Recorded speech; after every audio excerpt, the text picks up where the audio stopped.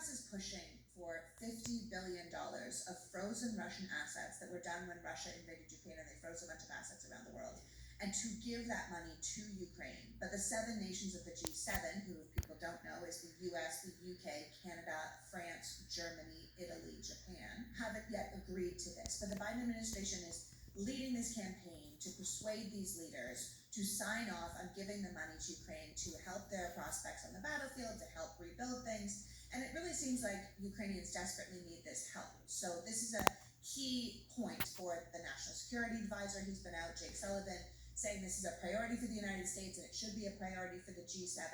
If the world's richest economies kind of got together and said, we're sending this money to Ukraine, it's a message to Putin that says, you're not going to outlast them, they're not going to run out of money, they're not going to run out of support.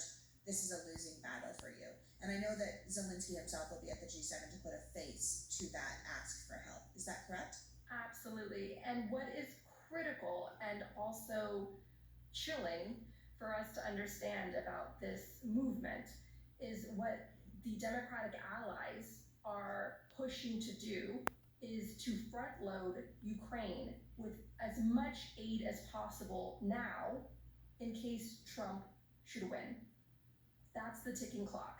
That's what they're doing this for. Because they know they'll cut him off, and he will do whatever Putin wants. Exactly. So they're trying to front load Ukraine right now in these last critical months before the U.S. election. They are so committed when all of them, the Democratic Alliance has said with one voice that we are in this for however long it takes for Ukraine to win. All of these European allies are making years-long financial commitments to Ukraine. Well, the U.S. has Congress, MAGA Congress, that deliberately held up aid for 6 critical months.